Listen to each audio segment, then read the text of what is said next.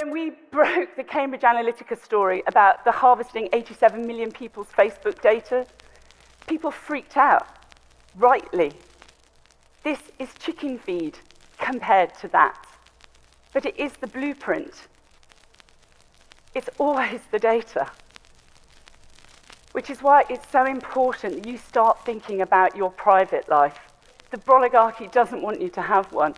This is the old headquarters of the East German secret police. They kept detailed files on almost 1 in 3 of their citizens. That is nothing compared to what Google has on every single one of us and hundreds of other companies. The entire business model of Silicon Valley is surveillance. It harvests our data in order to sell us stuff. We are already living inside the architecture of totalitarianism.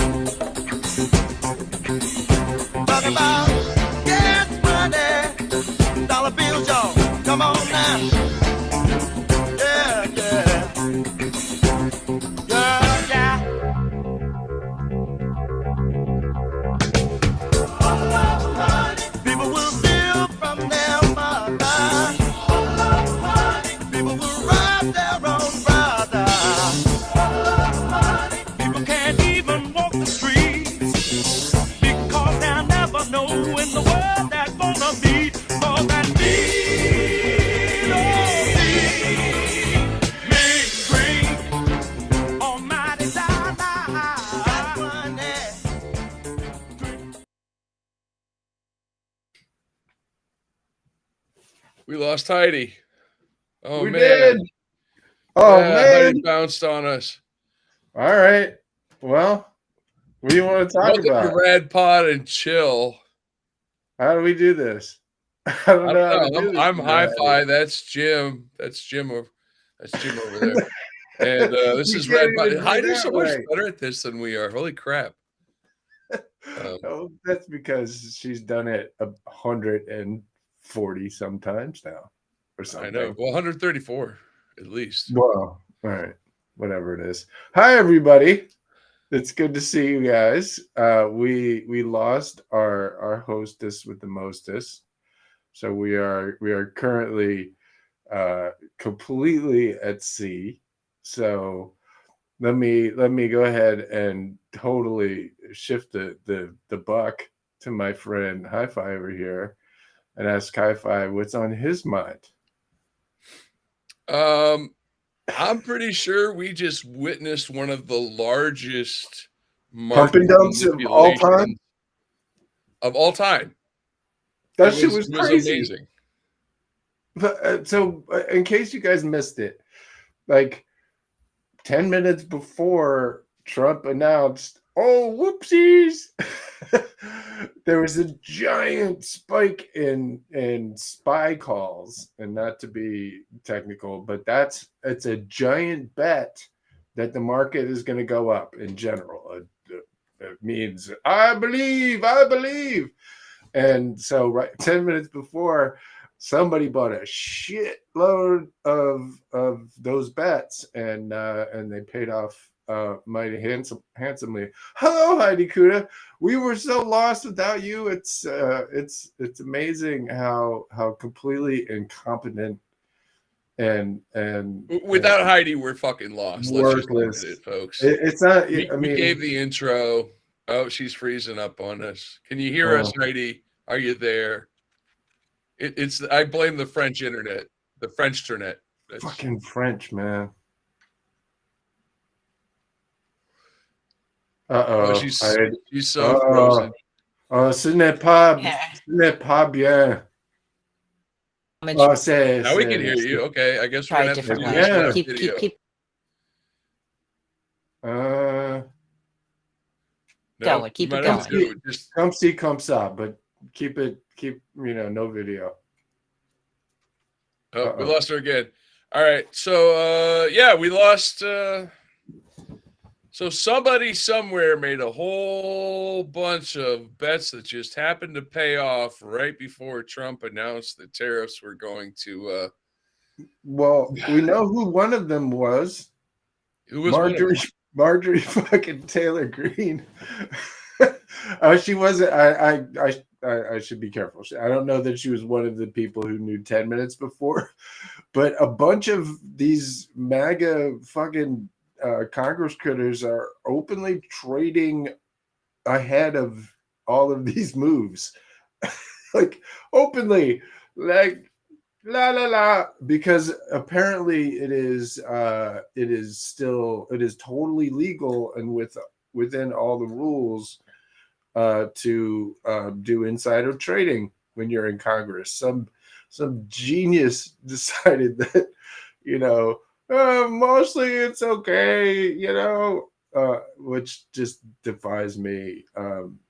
Anyway, so yeah, there's a whole shitload of shenanigans, but I'll give you the secret. I'll tell you why, in my view, the freak out happened. And I don't think it was because Donald Trump was worried about the bond market. I don't think Donald Trump knows jack shit about the bond market. But apparently Howard Lutnick was what's called long bonds, which means that people are going to buy bonds because the market was going to crash, right? So if you think the market's going to crash and you don't want to short it, you buy bonds because theoretically everybody's going to put their money over there. But, and again, sorry for the dorkiness, but was that last night? The entire bond market broke, technically it went up, but that's bad. that means all the bondholders are like, fuck, just absolutely losing their minds, because in that realm, you're talking about trillions of dollars going back and forth. And so when the yield on the Treasury goes up, 50 basis points or whatever, meaning a half a percentage overnight, people flip out. And I believe one of the people who was flipping out primarily was Howard Lutnick. Because if people know that, have heard about this guy, Bill Ackman, a former Democrat or whatever, who suddenly got the wisdom of Donald Trump. No, I believe he's going to be great for everybody. Really, trust me, it's going to be awesome. And then was flipping the fuck out after the tariffs. And he came out and said, Howard Lutnick is long bonds. Howard Lutnick accused the Commerce Secretary of insider trading. And he got slapped back for it. but it explains everything, right?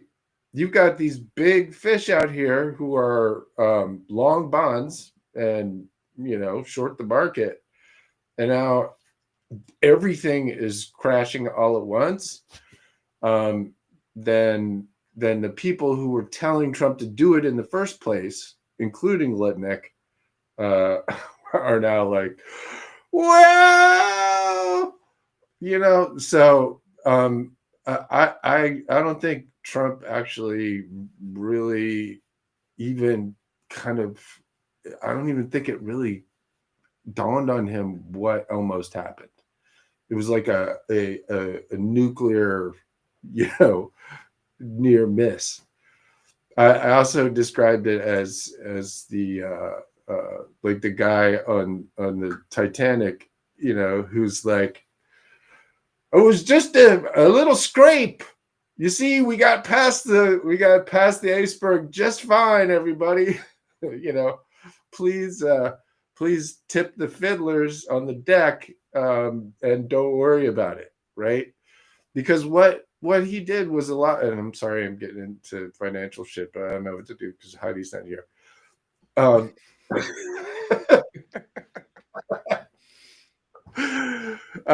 but I think people care and it's relevant, right? Where was I?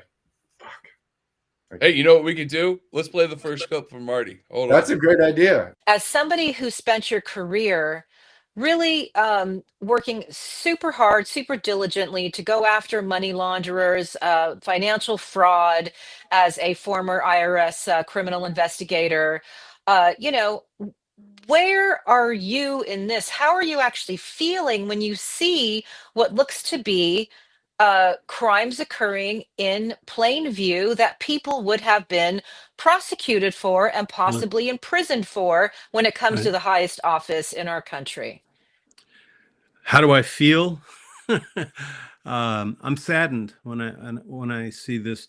There's so many potential issues of corruption and implying of influence and the possibility that a close circle of economic advisors tied to the White House may well have benefited from inside knowledge with regard to the imposition of the tariffs, one, and two, the rescission or the decrease in the tariffs and the impact that had on the stock market. All this crap, man. It's just all bad. Heidi, you made it. Okay. We just played the first clip. He literally said, "Okay, bye." Like, the fuck? Oh, the president doesn't do that. Anyway. Hi, Heidi. Don't move. Are you going to make it back in, or are you frozen again? Oh, God. Oh, no. Oh, no. We lost her again. That's what, see, that Heidi's so chill, she froze, and then she disappeared. Yeah, well, this what you're seeing, what we're seeing right here is the impact of fascism. That's right. Right? Heidi's on the run to a different continent, and so we can't even talk to her. Bastard. She's touring the far reaches of the. I know. Yeah, it's like she's in Kamchatka or something. I don't know if you guys. Are you in Addis Ababa? Can you guys hear me? Can you guys hear me? Yes. Yes. Yeah, actually, you look pretty good now. Don't move around so much. So don't do anything. No. Basically, I'm not staying in like high-end, exquisite places. You know what I mean? And I am. Damn it, buddy. Yeah. There's no Starbucks around there. There's no Starbucks. Actually, it's usually midnight or 1 o'clock where I am. Last night I was at Byline Festival's 6th anniversary. I'm sorry, Byline Times 6th anniversary, and it was amazing. And I spoke on a panel about de-radicalization and Felt really, really good because Byline kind of feels like the last newspaper standing in a way. And so it was really amazing thing to be part of the 6th anniversary. And we have a bunch of good guests coming up from the event. I'm super excited about that. But Carol Cadwalader, the bravery of Carol, everything that Carol has been through, for you to open with that clip, High Fidelity, is so freaking important. She and Peter Jukes worked together originally, and he, of course, is the co-founder of Byline Times, worked originally on the Cambridge Analytica component of all this. And the fact that 6 years after her first TED Talk, she goes back to Silicon Valley and looks them straight in the eye and tells them that this has been a coup and that they have, you know, basically exploited our world and our lives and our why we're authoritarian now. And she said that the response was just so weird. Well, of course it's weird because they're still trying to front like, these are some mystical, magical, boys up there doing mystical, magical things. And clearly, we've been reporting for years that this is part of a, lurch toward authoritarianism. So anyway, I'm just really stoked that you opened with Carol. And if you aren't following her Substack, please do. But anyway, good to see you guys. Hey, Carol, You too. Carol, if you're out there listening, you should come on our show. You're cool, man. Anyway, go ahead. You know what? I mean, she's recovering from all this, like Jim and like all of us. I mean, what she has endured, just for being right and just for having a platform, and then after being with her newspaper for 20 years, not having the contract renewed, I mean, it's madness, but it's also something that we predicted this whole time. We were hoping that the world wouldn't turn into a fascist hellscape, and here we are. So, anyway, Jim, you've been doing amazing work. Did you already talk about the newest piece you just dropped? Please The do. rotten teeth. No. Teeth What's that? rotting. What did you say? Yes, teeth rotting. So RFK was in the White House, extolling the dangers of fucking fluoride.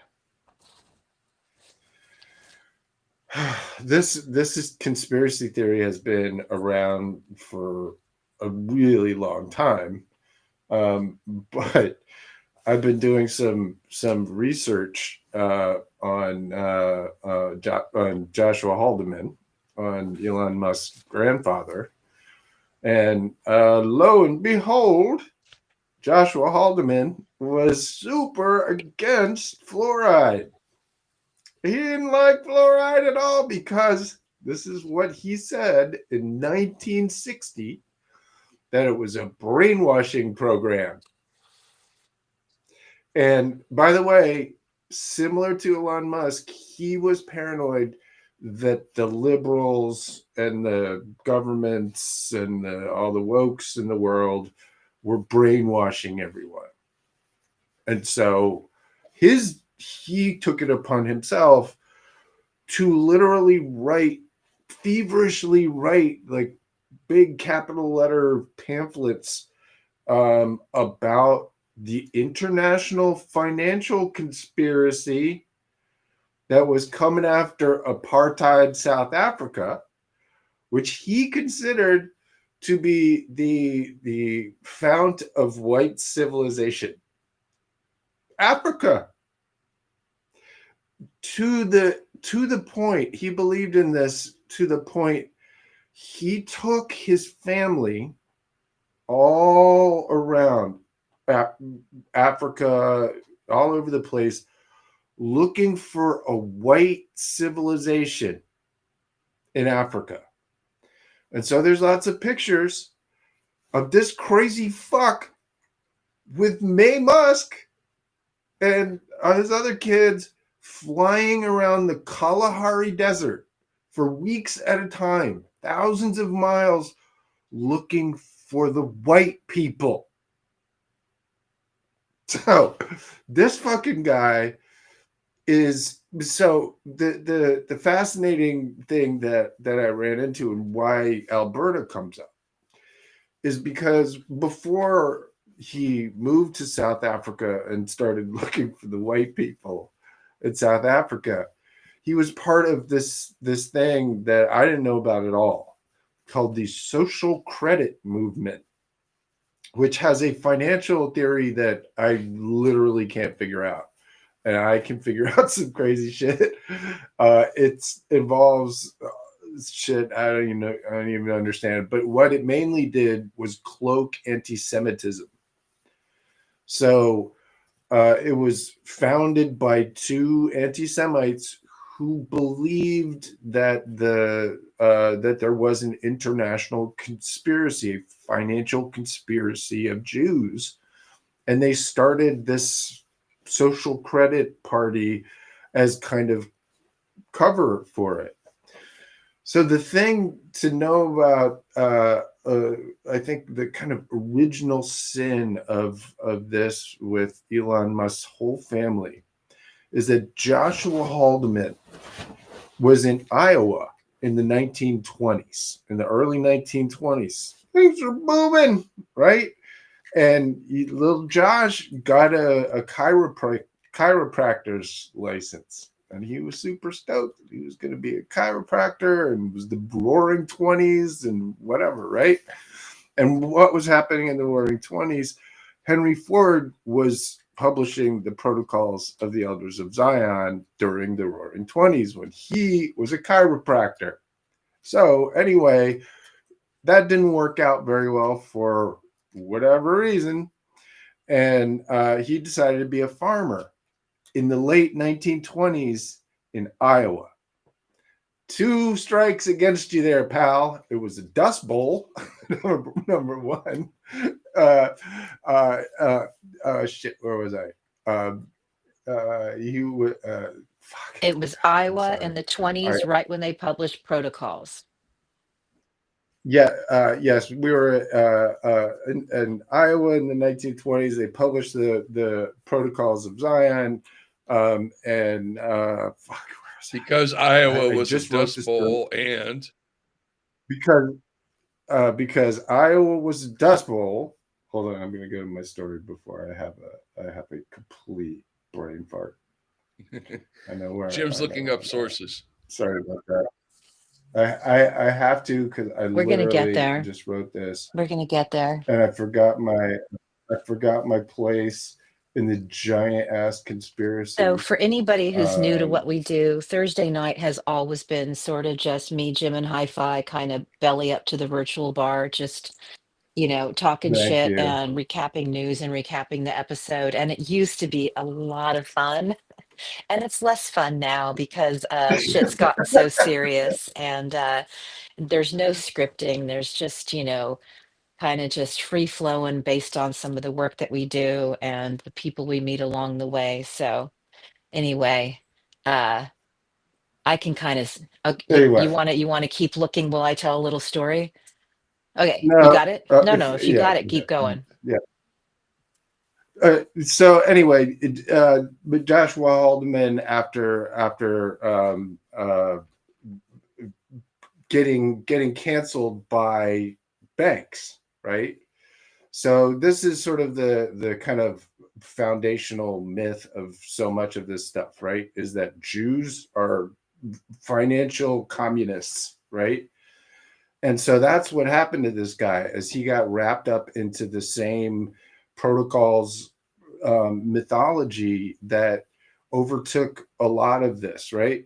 So the two strikes, against him were the Dust Bowl and the Great fucking Depression. Sorry, I was blanking on the Great Depression, which is where so much of this came from, right? Because what happened then? Trauma, right? It happened to people who thought themselves to be successful or thought themselves to be something, and all of a sudden it was all taken away.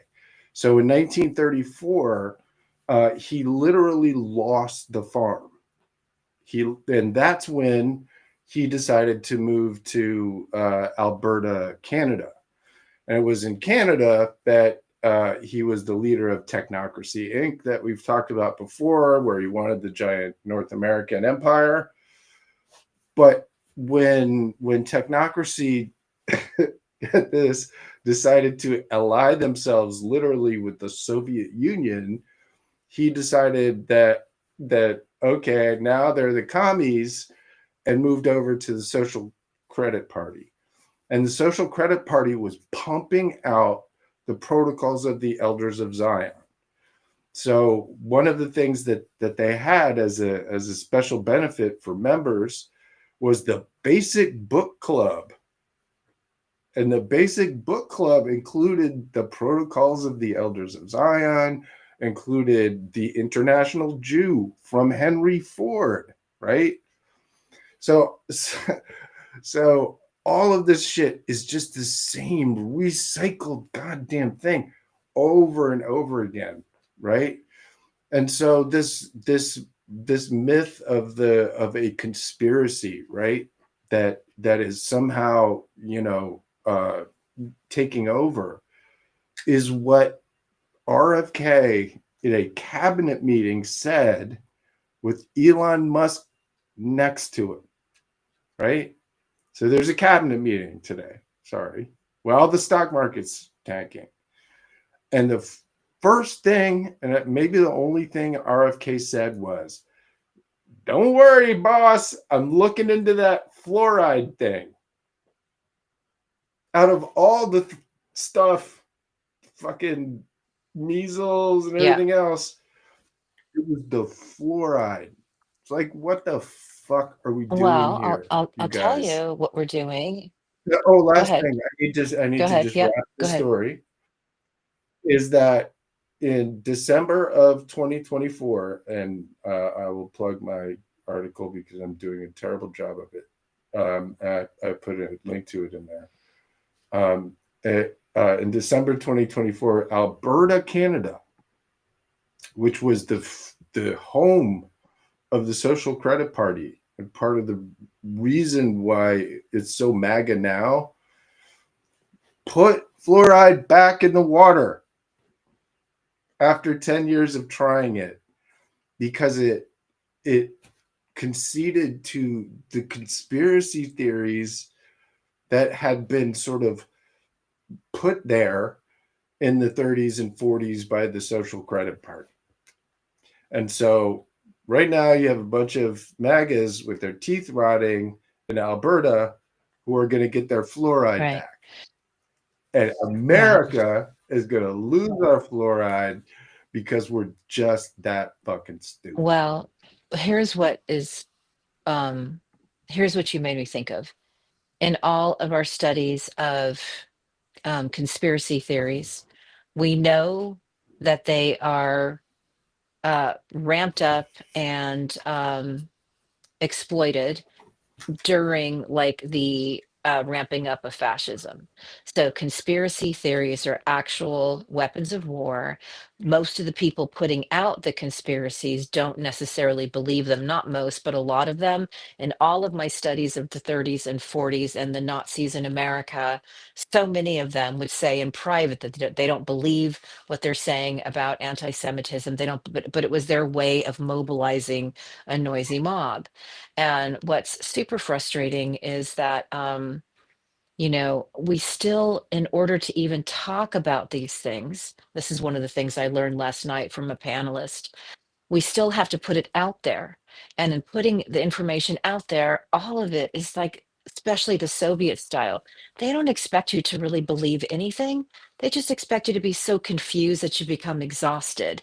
And so many of these people that we are dealing with are only, particularly people that Trump appointed that we talk about a lot and have talked about a lot on this show, they're only there to destroy institutions. They're only there to create the kind of chaos that makes people not pay attention to the fact that we are ramping up authoritarianism in America in a way that is so shocking. Last night on the panel, that I was on de-radicalization, I used Hi-Fi's quote where he said that if Trump should, come into power, we're looking at 1,000 years of darkness. And what I said last night is I didn't expect it to happen in 78 days. This has been a really, really dark period. Jason Stanley, who wrote How Fascism Works, who now lives in Canada, he's a Yale professor who went to Canada to fight on behalf of Canada.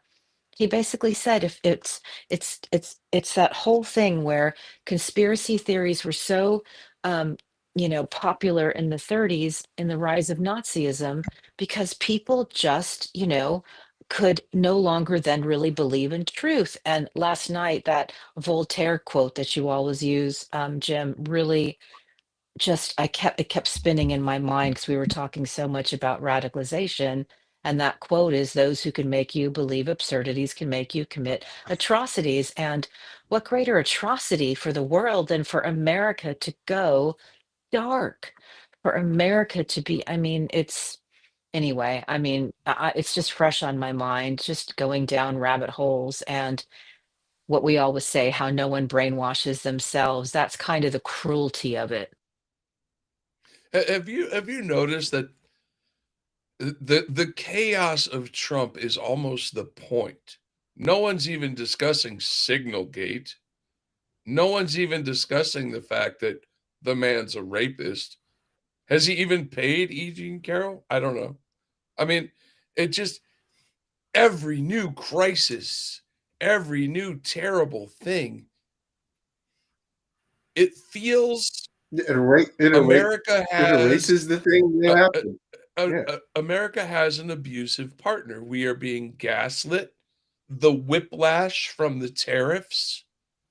It's just it's like being an incredibly toxic relationship, except it's going to end up in people dying in foreign prisons, apparently. Yeah. I mean, Trump is angling in every conceivable way to be able to put American citizens that he doesn't like in foreign black sites. I mean, he said it. Oh, well, The you other know day. who predicted that? Somebody, Jim. well, somebody asked, yeah, but somebody asked him, would you send Americans there? And he said, well, I don't quite know about the law about that. But yeah, you got some of these guys who bop the old lady in the head, bop her in the head. He kept talking about bopping the old lady in the head, send them to fucking El Salvador. It was like, and the Supreme Court is dog walking us into this. As you said, we need to be really clear about that. They are dog walking us into this. Their entire project has been, since they got the supermajority. Oh, okay. How do we dog walk that? Sorry to keep using that word. America into the Opus Dei style of theocracy that we want, without getting ourselves Marie Antoinette, right? That's their calculation.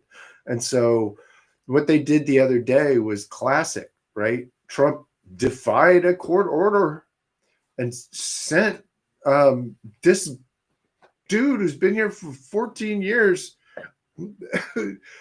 He's got a kid with special needs, done absolutely nothing that the Trump administration admits, and they won't bring this guy back. They're going to bring Bukele here on the 17th to America, but they can't find him somehow or whatever to bring him back. It's and the reason for it is that they don't want to bring him back. What they want is to be able to grab brown people that off the street and just because they're brown, put them in another country. And then they want to be able to take Americans that they don't like off the street and also send them down to the same thing. That the prospect of some of their enemies being shaved and sent in a fucking plane to CCOT or whatever, that is the goal. That is absolutely everything that the cult out there wants to see, and what they're going to do everything in their power to implement. So I will remind my friends when we will have one other opportunity before might happen, but I'm still very concerned about the 20th of April, when this thing is supposed to we're supposed to get a report from Hegseth and Kristi Noem, who almost shot somebody's head off the other day, about whether or not, and that's the language, whether or not to invoke the Insurrection Act, which means that they can now declare a national emergency and martial law. And in martial law, this is important, in martial law, the military, which is now, they've now gotten all the wokes out, and they took the JAGs out, the lawyers and stuff. In martial law, the U.S. military can be used against American citizens. So, Hi-Fi, you had your finger up. What did you want to say? Because I've got a couple of things to say, but Hi-Fi, what did you want to say? I just want to know why we can send Kristi Noem down there to perform the war crime of producing propaganda in front of prisoners, which is, in fact, it's a war crime. You can look it up. She can fly down there for that, but we can't bring an American citizen back in defiance of court orders. I mean, she had a $60,000 Rolex while she was down there.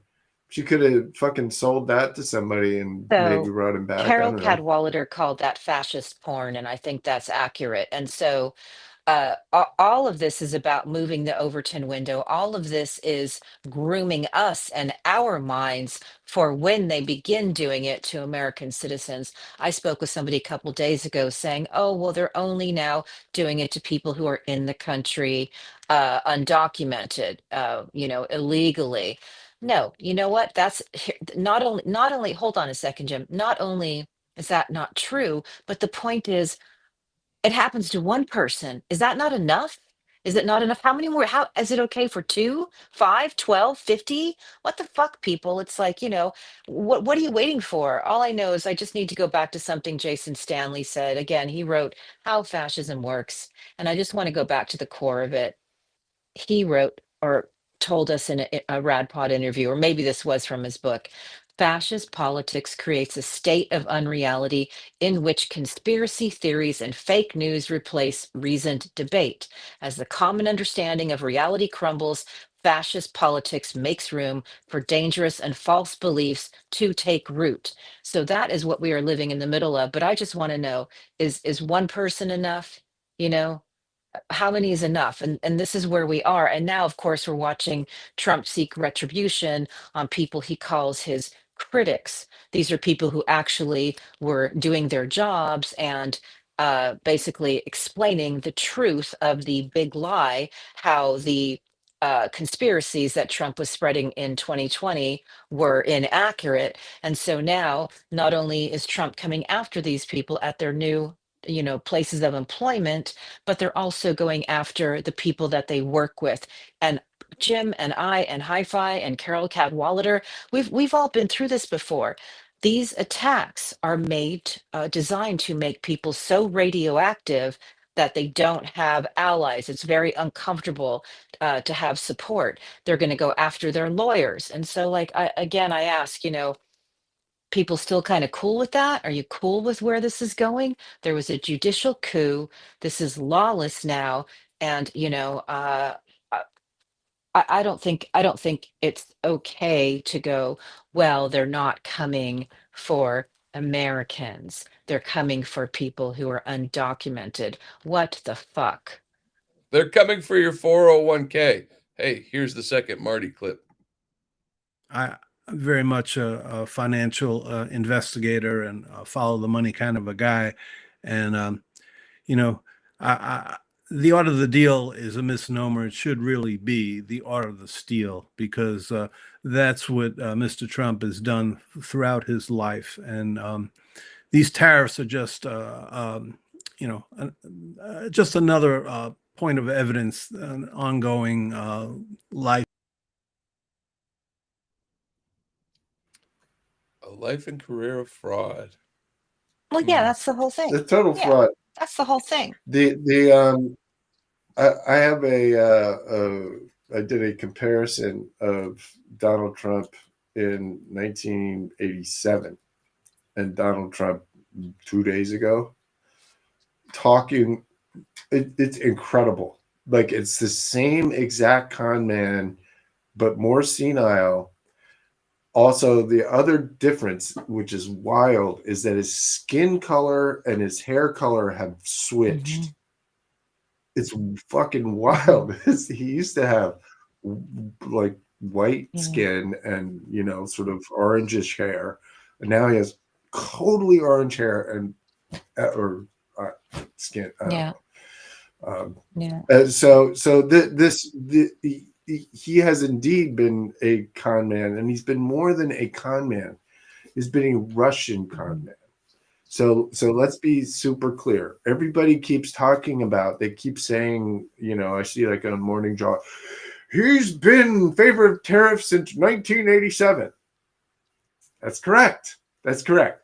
And do you know why that is? When did he put a full page article saying that we should start charging our allies money for defense? 1987. He went to Moscow on the 4th of July. Does that sound familiar? 1987. Yeah. Right. It's a thing with the Russian dictators as like, oh, if you want to come here, you come on your own Independence Day. I show you. Right? Which is why he made the senators come on the 4th of July, right? Because he's making them, prove that they own him. So anyway, he goes there on the 4th of July. 2 months later, he comes back and he does this interview where he's talking about how they're ripping us off. He's particularly mad at the Japanese at this point. It's the Japanese and the Kuwaitis and he's just going on and on about how what we really need to do is, in order to make the oil prices come down and all this shit, is to start charging our allies money. Where did he get that idea? Yeah. Boy, that's a weird idea. That's a weird one, right? Where did he get the idea of charging our allies in NATO and other allies like Japan money? From the fucking Russians. Why? Because it's their dream come true. Yeah. What do they want? And who else's dream come true? The Chinese. The Chinese love this shit. They love it. This gives Xi a chance to look big in front of his people and be super tough and look at the crazy American over here, because he's crazy because he is fucking crazy. We're just walking right into everything. We've withdrawn all the soft power, so now the sane looking Chinese get to walk into all the places that we used to be and effectively take control, except for in Eastern Europe, where, by the way, we're planning to withdraw our troops. So, which, if I'm Europe, I'm like, not only that, you should all get out. Get the fuck out. We don't want you here. You're the bad guys now. Yeah. So Just yes, can we mention? Oops. Can we just mention? Well, the Yeah, Chinese. if you don't think World War III is happening right now, Ukraine is currently fighting Chinese, Ukrainian, Belarusian, Russian troops in Ukraine. yeah, right, This is World War III, And the kids. United States government right. Yeah. and the U.S. government and propaganda. This would be a really good time for Europe to support Ukraine full speed ahead because Russia is weak at this moment. It's waiting for an infusion of money from America. Um, I was revisiting, some work from a decade ago that I did, and I wrote this piece yesterday for Betty called Further Over the Waves, where just, Americans we didn't look to other countries a decade ago, that we weren't looking at Ukraine. We weren't looking at what was happening in all the Eastern European countries where this type of election interference through information warfare was occurring. And I remember finding this one paragraph a decade ago from Alexandra Chalupa, part of a Medium post that she had done, which really explained how Hillary Clinton, you know, basically knew that Putin had rigged his 2011 election and called for an international investigation because many experts thought it was fraudulent. Of course, it was. And it had massive protests were going on in Moscow after that election. But here's the thing. Clinton at the time in 2014, a few years later, condemned the invasion of Crimea, swore to uphold US obligations to NATO, denounced Russian interference during the campaign, and would likely have continued, sanctions against Russia. And of course, Trump, in contrast, she wrote, has been named an honorary Russian Cossack. So for Russia, not only was Trump a malleable candidate, but Clinton was a fierce opponent to their aims who needed to be stopped. And because instead of looking at what's happening in Ukraine, where Paul Manafort was, responsible for installing a Putin puppet there, responsible for taking slogans from Ukraine like lock her up and bringing them to America, instead everybody was watching the spectacle, the reality TV show. And we are so fucked because people did not look beyond their own borders to see what was happening. Because even if they spent 15 minutes looking at what happened in Ukraine in 2014, they would have been like, oh, okay, this is clearly a danger. Instead, our media was putting Paul Manafort on, the talk shows as if he wasn't somebody who had been working for dictators across the world to, uh, sane wash their candidates. I mean, I'm heartbroken. So clearly, when I talk about this, I'm angry, but I'm heartbroken. I'm literally heartbroken because, people were watching the reality TV version of some serious, serious events that could have been prevented if people just spent a little bit of time looking around the world to see what was happening and how many dozens of countries Russia was doing the same exact techniques to, like they did America. Well, you don't even need reality TV anymore, right? It's not now. I mean, it's just full direct Russian propaganda. What's remarkable is the people that we found out from the former FBI and DOJ were being paid by Russian subcontractors. If you look at them now, they're the RT's tweets and their tweets are like Yeah. the same Yeah. thing, literally the same. Like they've given up even trying in any way to distinguish that they're not just exactly the same voice now. They're And in it's the White House. remarkable. Like people like Benny Johnson and fucking, Tim Pool. Hold on. Yeah. Our favorite, Benny Johnson our favorite chud, is our in favorite chud, podcast row. FBI director Kash Patel was asked questions by an RT reporter in a fucking hockey locker room. At the same time, he's quietly stepping down as the director of the ATF for not showing up to work. Well, well, we'll see. It may be more worrisome than that, because the guy they put in there to replace him is the Secretary of the Army. So this completely unqualified MAGA chud, Dan, one of those, who's now Secretary of the Army, is suddenly going to be in charge of ATF. Why? What the fuck is that? Why is the Army guy now suddenly in charge of all of these ATF agents? Are we entering into the crossing over of military and police state activities? Sure as shit looks like it. So it may not be that Kash Patel got demoted. It may be that they have something more nefarious. To be clear, the reason what was happening, and hat tip Julia Davis,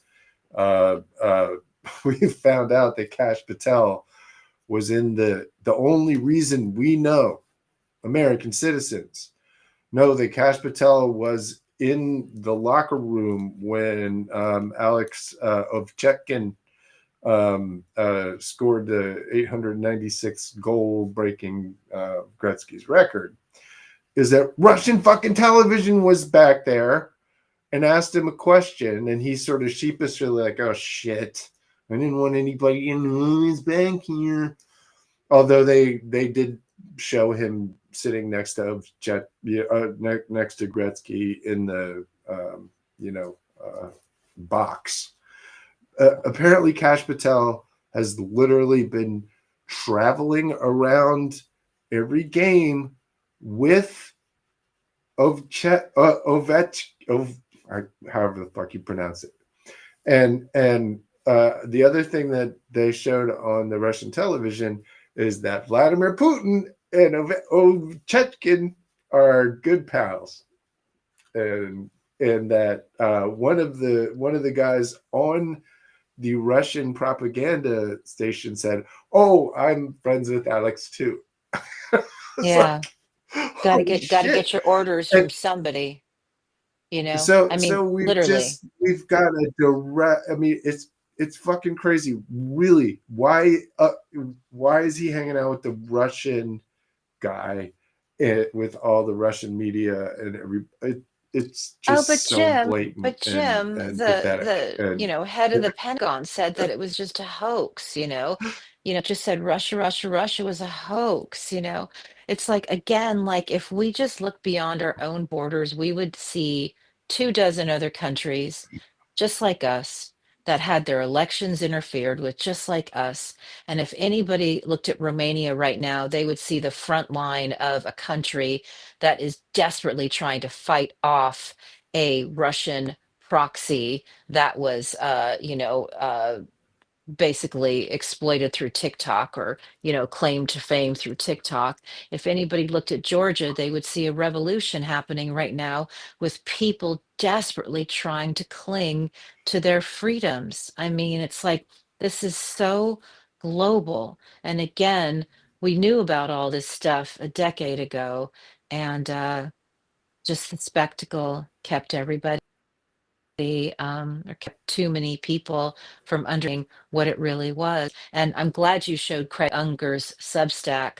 Craig Unger, of course, has been a guest on our show many times. He has done books and incredible investigative work about Trump's ties to the Russian mob and money laundering for many, many years. But now that he's launched his Substack, you can read some of these historic, documented, empirically documented truths about who this guy is. And, you know, I guess it's too late to care on whether or not MAGA ever stands up and says, yeah, we were duped. I don't think it matters at this point, but sometimes even in mimetic warfare. no, that's the whole ball. Yeah. I Yeah. have to disagree.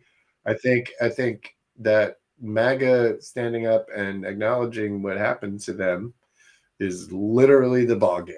That's it. That is the ball game, as far as I'm concerned, is when it gets whatever the trigger is that starts the ball rolling, where people.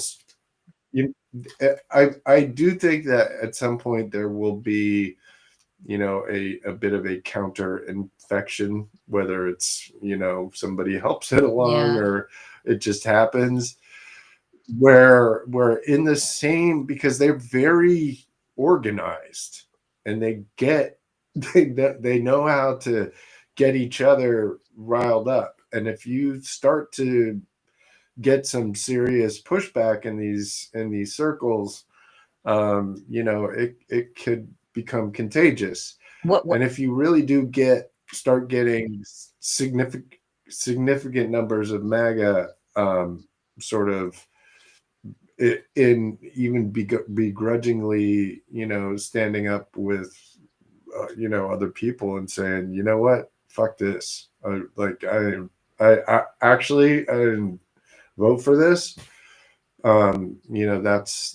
That to me is a moment that, we actually have a chance of ejecting this regime, because they're not going anywhere. I'm sorry to tell MAGA people needs this, to know, but we're not voting them out. what MAGA needs to know is Trump does not give a fuck about you, and he doesn't need you anymore. So you may want to think about that. You became the useful idiots that helped build this. He doesn't need them anymore. He doesn't need elections anymore. He said he didn't even need elections last time out. He doesn't need them anymore. And they should think about that, because maybe in that they can explore some truth. Anyway, yeah, it's painful. It's painful it's painful knowing that the rest of the world and the places that I'm visiting in Europe are on the brink of potentially going through what we've gone through, and there's still a chance here and still choices to be made. But I'm particularly worried about a couple of countries that feel the way it felt under Biden, where there was this false sense that they're going to be okay. Meanwhile, there were people pumping money into the extreme right, and not enough being done to protect it. High fidelity, another clip. Clip number 3. Back in the 80s, Mr. Trump ran several casinos in Atlantic City, and he just ran them into the ground. He declared, or had his casinos declare bankruptcy 6 separate times. It's, when you think about it, it is really hard to bankrupt a casino. The casinos are designed to they are money makers. Any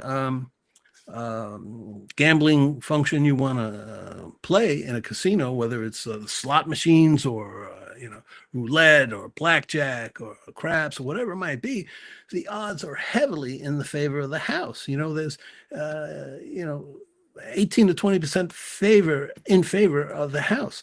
So to lose money in a casino has to be a function of clear total mismanagement, or a function of fraud. Somebody's dipping into all the cash coming in. Fraud. Somebody's dipping into the cash. Nope. Speaking of, Trump is getting rid of the crypto regulation task force. So that should end well. Whatever. No, let's be super clear. There's a reason for that, right? They not to go out on a sour note, but all of this shit, right there, the devaluing of the dollar, the dismantling of the financial system in general, all is moving towards them like killing the financial system and replacing it with crypto. That is the entire point of it. So they need to get the regulators and the cops and the Justice Department and everybody who might consider stopping them from doing that out of the way first, because that is what they're doing. I've warned about this, but I'll say it again. The strategic Bitcoin reserve, quote unquote, is a financial ticking nuclear time bomb that already went off. Yeah, So and if only they already somebody had signed warned it. us about it. They Yeah. already. If only somebody had warned us about, like If Dave only, Troy, but like on What was episode our 1 of first Radpod. episode back in 2021? Hey, if you're Episode watching 1. on Twitter, if you're watching on Twitter, go watch us on YouTube. It's a much better platform. All our episodes are there.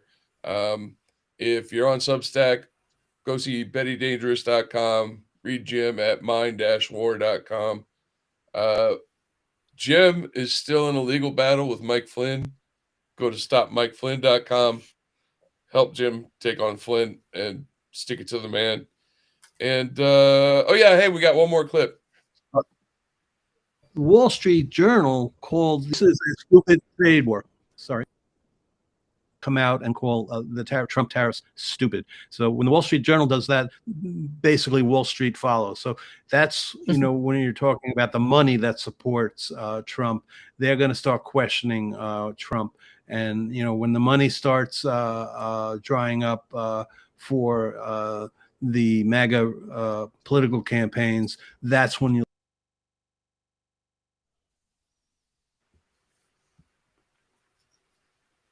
Will the money start drying up? I mean, well, that's the question.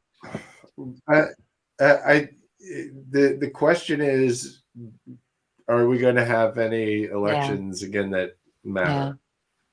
Yeah.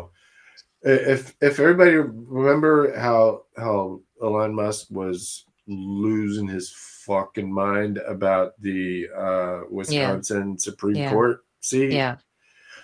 That's because, and he's probably right, they're going to lose 2 seats. And so, there is still at a minimum fear on their side that there will be an election. Yeah. Right.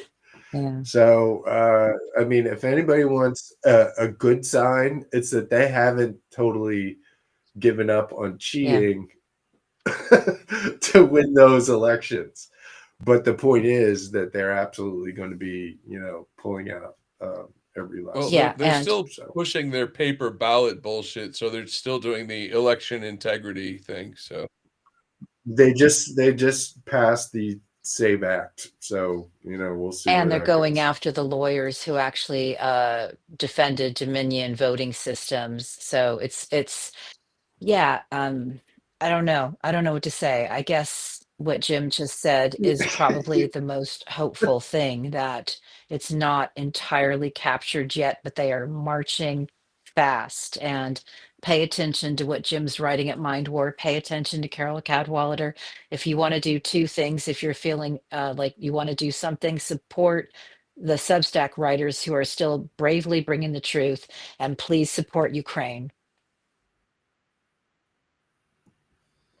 All right, so I'm going to wrap us up here. We went through all our clips. As some of our viewers may know, and if you're new here and you don't know, I'm about to tell you, I'm from Ohio. And we had this thing go down in Ohio. It's called the Ohio nuclear bribery scandal. It was a big, huge thing. Basically, what it involved. That doesn't sound good. It was bad. It's still bad. But don't put those words together. Generally, you know what I mean? What happened was dark money filtered $63 million into the Ohio GOP through a fellow named Larry Householder. He went to prison. His right-hand man went to prison. A couple other people got sentenced. But really, this scandal is endemic of something much larger. But there's a new movie coming out that it's actually kind of 2 movies in one. And I think I'm going to leave you guys with the trailer, because I think if you can watch it, you should probably go see it. Here it is. In Mexico, it's a bite. In China, it's T-money. In America, it's called campaign finance. There's a whole political world out there that runs on dark money. when elected public officials deal with business interests, corruption, and bribery take over. Dark money led to the biggest case of political corruption in the history of Ohio. In 2019, there was an investigation involving Matt Borges and Neil Clark. Neil had been one of the most powerful lobbyists in the history of the state. Ready to fuck people over. That recording with Neil Clark and undercovers, those were critical to connect that dotted line. Every politician's got to have somebody that is the hitman. The FBI asked me to essentially spy.